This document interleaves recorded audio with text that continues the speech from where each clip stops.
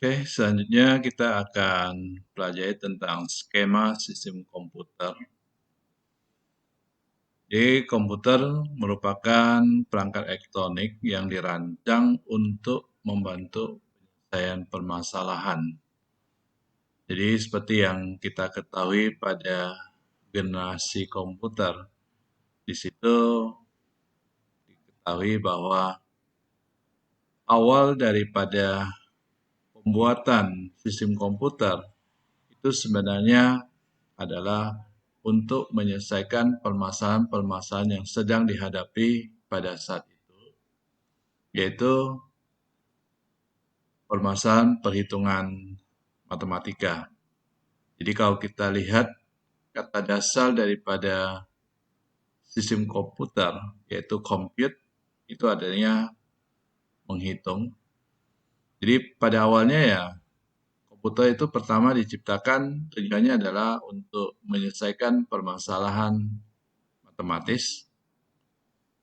Jadi kebanyakan adalah proses perhitungan, karena proses perhitungan merupakan hal yang sangat rumit yang berhubungan dengan matematika, sehingga dibuatlah sebuah sistem untuk melakukan proses perhitungan itu, yang nantinya ya berkembang terus, sehingga saat ini komputer sudah bisa digunakan untuk berbagai macam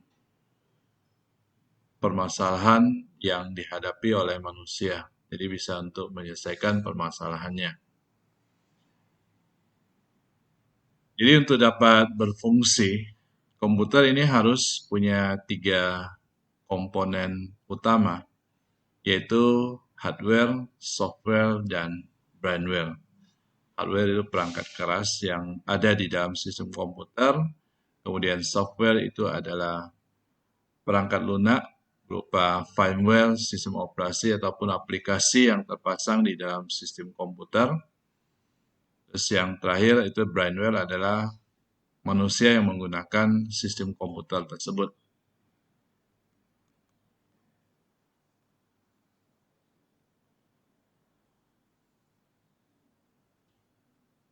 Oke, kita lihat berikutnya. Di sini dikatakan bahwa sistem itu dapat didefinisikan sebagai suatu kesatuan yang terdiri dari 2 atau lebih komponen atau subsistem yang berinteraksi untuk mencapai suatu tujuan. Jadi definisi daripada sistem itu adalah ini. Jadi sebuah sistem bisa dikatakan sistem apabila memiliki 2 atau lebih komponen. Jadi kalau hanya satu komponen saja itu tidak bisa dikatakan sebagai sistem. Dan antara komponen-komponen yang ada di dalam sebuah sistem itu harus bisa berinteraksi untuk mencapai tujuannya. Demikian juga dengan sistem komputer. Jadi sistem komputer ini adalah suatu sistem, karena komputer itu terdiri dari komponen-komponen yang saling berinteraksi. Ini adalah komponen penyusun sistemnya dalam bentuk skema. Perlu diperhatikan di sini ya. Pada gambar ini terlihat bahwa yang menjadi dasar daripada penghubung untuk sistem komputer yang utama adalah sistem operasi. Jadi operating system. Ini merupakan bagian software yang utama untuk menghubungkan antara brainware maupun hardware. Jadi pada gambar ini bisa dilihat ya, bahwa di atas sistem operasi itu ada program aplikasi. Program-program aplikasi ini ya contohnya compiler, text editor, dan seterusnya ya. Ini yang memakainya adalah brainware, pengguna atau user. Jadi seorang pengguna atau user itu menggunakan aplikasi secara interaktif. Jadi panahnya bolak-balik di sini. Kemudian untuk sistem operasi ini juga dipakai oleh pengguna. Jadi pengguna juga menggunakan sistem operasi untuk penggunaan sistem komputernya. Kita bisa pakai sistem komputer karena kita juga menggunakan sistem operasi tersebut. Terus berikutnya di atas sistem operasi juga ada yang disebut dengan firmware. Firmware ini khusus software yang berhubungan dengan hardware. Jadi untuk pengaturan-pengaturan terhadap hardware itu dilakukan oleh firmware. Kemudian sistem operasi ini juga termasuk perangkat lunak atau softwarenya. Jadi di sini digambarkan seperti ini ya. Artinya sistem operasi itu adalah merupakan software, firmware juga merupakan software, program-program aplikasi juga merupakan software. Oke, ini gambaran dari komponen penyusun sistem komputernya. Kita lihat yang pertama, komponen komputer hardware, perangkat kerasnya. Perangkat keras ini adalah komponen yang berada pada tingkatan paling bawah dari sistem komputer dan merupakan komponen sistem komputer yang berwujud fisik, artinya bisa disentuh. Posisinya paling bawah karena apa? Sebuah perangkat keras tanpa sistem operasi itu tidak dapat digunakan. Jadi hardware itu sangat tergantung pada sistem operasi yang ada. Anda memiliki komputer, tapi tidak ada sistem operasinya, maka komputer itu tidak dapat digunakan. Anda memiliki smartphone, smartphone-nya tidak ada Android-nya, maka smartphone itu tidak dapat digunakan. Jadi untuk bisa menggunakan perangkat keras itu, maka harus ada sistem operasi untuk mengontrolnya. Jadi contoh-contoh daripada perangkat keras di sini ada prosesor, memori utama, peranti input-output atau perangkat input-output. Ini ada skema dasar daripada sistem komputernya. Jadi hubungan antara pemroses ke memori ke perangkat input-output. Untuk perangkat input-output itu tidak langsung terhubung ke pemroses, jadi harus ada port-nya ya. Jadi pemroses itu sebenarnya ya berhubungan dengan port input-output. Jadi port input-output ya contohnya ada port VGA, ada port untuk jack untuk mikrofon segala macam, itu adalah port-nya. Jadi untuk port inilah yang dipakai untuk memasang peralatan masukan maupun peralatan keluaran, ya input maupun output-nya. Itu yang terhubung ke port I/O-nya. Jadi perlu diingat bahwa di sini penggunaan daripada perangkat input-output itu tidak langsung terhubung ke pemroses. Jadi terhubungnya ke port input-output. Dari pemroses ke port input-output ini ada bus kendalinya. Artinya pemroses melakukan pengaturan atau mengendalikan port input-output melalui bus kendali. Selain itu juga ada bus data di sini. Pemroses ke port input-output ada bus datanya, kemudian ada bus alamat. Jadi pada saat sebuah data misalnya masuk dari peralatan input, masuk ke port input-output, ini tidak langsung masuk ke pemroses, tapi dia harus ditampung dulu. Sementara makanya ada buffer memori yang dipakai untuk menampung data. Jadi dari sini itu akan diteruskan ke buffer memori untuk input-outputnya. Nanti pada saat akan diambil, itu harus ada bus alamatnya. Jadi pemroses itu harus mengirimkan alamat daripada hot input-output yang sedang digunakan. Jadi kalau input berarti ya, akan memberikan alamat untuk hot inputnya, sehingga bisa diakses untuk mengambil data. Jadi data bisa diambil, bisa dimasukkan ke memori utama. Demikian juga dengan bagian sini bus alamat. Jadi setiap perangkat input output maupun memori ya, itu ada alamatnya. Seperti kalau kita itu juga ada alamat rumah supaya data yang dikirim orang bisa sampai di rumah. Atau Anda memiliki nomor WA misalnya, itu adalah termasuk bagian alamat, sehingga bisa sampai datanya ke alamat yang dituju. Jadi demikian juga di dalam sistem komputer. Jadi data sebelum bisa dikirim, itu harus diketahui alamatnya dulu. Setelah alamatnya diketahui, barulah data bisa dikirim. Kemudian dari pemroses berhubungan dengan memori utama atau RAM, ini juga menggunakan bus kendali, artinya pemroses yang mengendalikan memori utama. Kemudian data bisa dikirim dari pemroses ke memori utama maupun sebaliknya. Demikian juga dengan alamat. Alamat ini pemroses harus mengeluarkan alamatnya.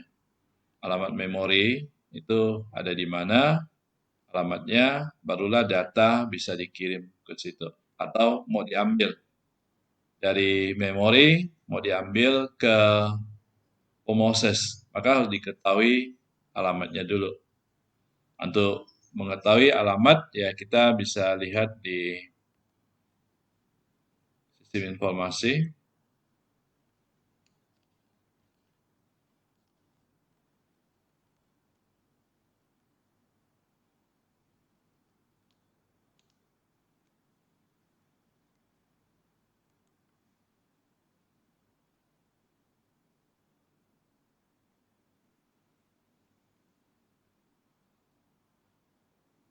Oke, jadi di sini sistem informasi itu akan menampilkan ya. Ini ada sumber daya hardware-nya ya. Kalau kita lihat misalnya input output, perangkat input output. Perangkat input output ini ada resource-nya. Resource ini adalah alamatnya. Alamat daripada perangkat input output yang ada. Jadi masing-masing perangkat input output itu ada alamatnya. Alamat ini adalah dalam bilangan heksadesimal. Untuk mengetahui bahwa alamat itu adalah heksadesimal, itu disimbolkan dengan 0x, itu menyatakan bilangan heksadesimal. Ya, jadi di dalam sistem komputer, bilangan heksadesimal itu ditunjukkan dengan simbol 0x. Jadi kalau Anda membaca buku tentang komputer, di situ dituliskan 0x berapa begitu ya, maka itu adalah heksadesimal. Jadi lihat di sini ada 2F ya. Bilangan heksadesimal kan dari 0 sampai 9 dilanjutkan dengan A, B, C, D sampai F. Itu adalah heksadesimal. Jadi kalau kita lihat di sini ya masing-masing perangkat input output itu ada rank-nya, rank alamatnya. Ini harus diketahui oleh sistem operasi supaya data-data yang berhubungan dengan input output itu bisa diambil ataupun akan dikirim. Ya. Jadi Anda bisa mencoba melihat pada sistem komputer Anda masing-masing. Kemudian juga memori ya. Memori ini juga memiliki alamat. Ya. Jadi setiap media untuk penyimpanan data memorinya itu ada alamatnya. Ini juga dalam bentuk heksadesimal. Jadi alamat di dalam sistem komputer itu semuanya adalah menggunakan heksadesimal. Ya. Jadi itu ya komponen hardware misalnya multimedia yang terpasang. Ini akan bisa kita lihat ya, misalnya audionya ya, filenya apa ya, itu bisa terlihat di sini statusnya bagaimana, apakah aktif atau tidak, ada masalah atau tidak itu bisa terlihat di sini di dalam sistem informasi. Itu contoh untuk pemakaian alamat pada skema dasar sistem komputer. Jadi mengapa di sini ada bus alamatnya? Tujuannya adalah supaya data bisa dikirim ke port input output ataupun ke memori utama atau diambil dari memori utama atau diambil dari port input output untuk masuk ke dalam pemroses. Jadi perlu ada alamatnya. Kemudian berikutnya adalah di sini untuk menggambarkan bahwa peralatan-peralatan tertentu itu memerlukan driver untuk pengontrolannya. Misalnya hard disk itu harus ada drivernya, ada controllernya. Jadi hard disk ini ada driver yang harus diinstal supaya hard disknya itu bisa digunakan, bisa berfungsi. Kemudian floppy disk juga, ini juga harus ada drivernya. Yang tidak ada drivernya adalah memori RAM, ya. Kemudian prosesor, ini tidak ada drivernya, jadi langsung akan terbaca oleh sistem. Sedangkan monitor, kita harus ada VGA card-nya. Ya. VGA card-nya adalah merupakan drivernya. Keyboard juga harus ada drivernya. Kita kembali ke tampilan sistem informasi tadi.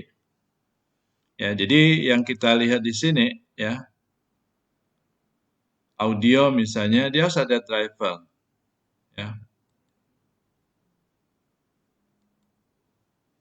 Kemudian display harus ada drivernya. Ya.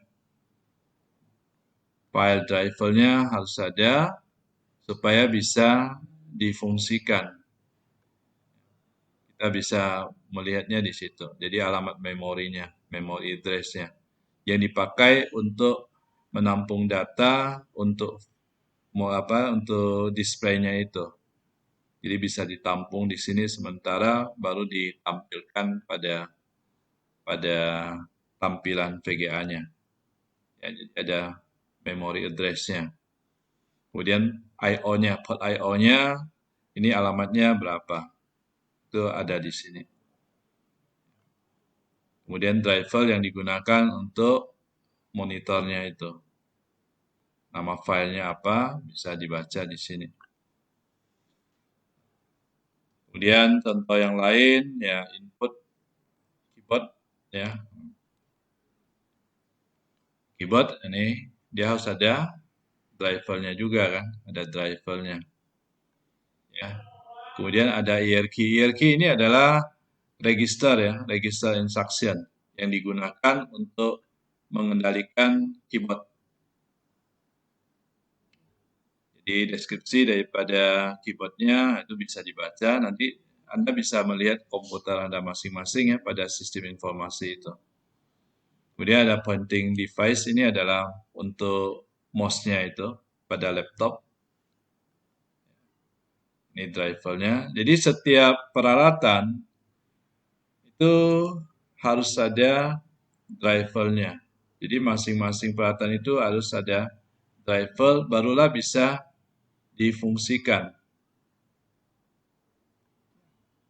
Jika untuk jaringan, dia harus ada IP address-nya segala macam, ya. Kalau misalnya digunakan untuk LAN ya, local area network, itu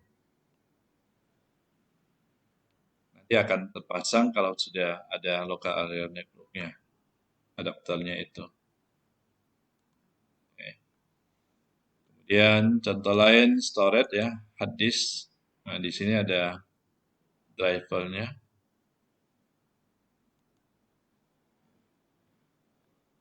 Di hard disk itu partisi C misalnya, drive C-nya, file sistemnya itu NTFS. Rata-rata pada sistem operasi modern itu menggunakan NTFS untuk format partisinya. Ini adalah yang berhubungan dengan hard disk yang kita gunakan di dalam komputer kita. Kemudian ini untuk disknya, ya. Jadi busnya itu. Ya, tadi ada bus data, bus segala macam, nah itu berhubungan di situ. Jadi data itu akan dikirim kemana, bisa dilihat. Di sini disk drive itu tidak terpasang pada laptop, jadi uh, ini banyak kosong di sini, artinya tidak ada terhubung. Tapi sudah disiapkan, ya sudah disiapkan sehingga waktu kita memasang disk drive dia akan bisa langsung terhubung. Ini adalah untuk hard disknya secara keseluruhan. IDE-nya ya. Ini untuk pengontrolannya ya, drivernya. Jadi setiap peralatan itu akan ada drivernya. Setiap kali kita menginstal sebuah atau memasang sebuah hardware, akan langsung terhubung atau diinstal drivernya, barulah bisa digunakan. Tanpa itu ya tidak akan bisa dipakai. Oke, itu contoh daripada driver yang ada. Kemudian ini adalah proses sebuah instruksi saat dijalankan. Jadi dari memori RAM itu akan diambil, fetch itu pengambilan dari memori RAM diambil sampai di control unit di dalam prosesor itu akan dilakukan proses decode untuk mengubahnya jadi bahasa mesin, kemudian baru dieksekusi. Setelah dieksekusi, hasilnya akan disimpan lagi ke dalam RAM-nya. Ya. Eksekusi di sini adalah apabila ada proses perhitungan aritmatika logikanya. Jadi seperti yang kita ketahui bahwa di dalam sebuah prosesor itu ada control unit, ada aritmatika logika unitnya.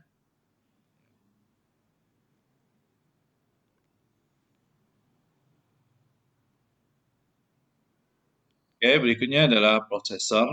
Jadi komponen hardware yang berikutnya adalah prosesor di sini. Ini adalah tempat untuk eksekusi kode instruksi program, di mana kode instruksi itu akan diproses pada control unit yang fungsinya untuk mengatur eksekusi dan mengendalikan seluruh komponen komputer lainnya seperti memori maupun modul input-output atau peranti input-output. Kemudian ada aritmatika logika unitnya yang bertugas untuk mengeksekusi operasi aritmatika dan logika. Terus di dalamnya juga ada register. Register ini adalah merupakan memori yang kecil, namun paling cepat. Karena kecepatan register itu sama dengan kecepatan prosesor. Register ini adalah tempat untuk penampungan instruksi, data maupun alamat data pada saat prosesor menjalankan tugasnya. Yaitu yang ada di dalam sebuah prosesor. Yang paling banyak di dalam sebuah prosesor itu adalah register ini. Karena register itu banyak jenisnya dan fungsinya itu banyak. Ini adalah skema daripada sebuah prosesor. Jadi di dalam sebuah prosesor itu ada program counter. Register program counter ini fungsinya untuk menghitung program yang sudah dijalankan. Jadi kalau di dalam sebuah program ada baris-baris programnya, maka setiap baris program itu akan dihitung oleh program counter. Biasanya program counter ini akan membaca barisan instruksi yang ada di memori, kemudian dia akan melakukan proses penghitungannya. Kemudian ada MAR, Memory Address Register. Ini khusus untuk menampung data alamat, register yang dipakai untuk menampung data alamat. Jadi ini berhubungannya dengan bus alamat. Kemudian dari posisi di sini, ya dari register data bisa diambil masuk ke dalam, kalau misalnya akan dilakukan proses perhitungan aritmatika logika unit, maka datanya akan masuk ke dalam sini. Jadi perlu diingat bahwa aritmatika logika unit itu inputnya hanya ada 2. Jadi kalau misalnya kita melakukan proses perhitungan, itu pada dasarnya setiap kali menghitung itu hanya 2 input yang diambil, kemudian nanti hasil prosesnya keluar, itu bisa masuk lagi ke dalam aritmatika logika unit itu. Atau mungkin dia akan simpan ke dalam register dulu. Berikutnya adalah control unit, ini khusus untuk mengontrol komponen-komponen yang ada di dalam sistem komputer. Control unit ini juga mengontrol aritmatika logika unitnya. Juga dihubungkan ke bus control yang terhubung ke memori maupun ke perangkat input-output. Kemudian di dalam sini juga ada memori data register. Ini khusus untuk menampung data yang akan dikeluarkan ke bus data. Ini adalah gambaran secara umum dari sebuah prosesor.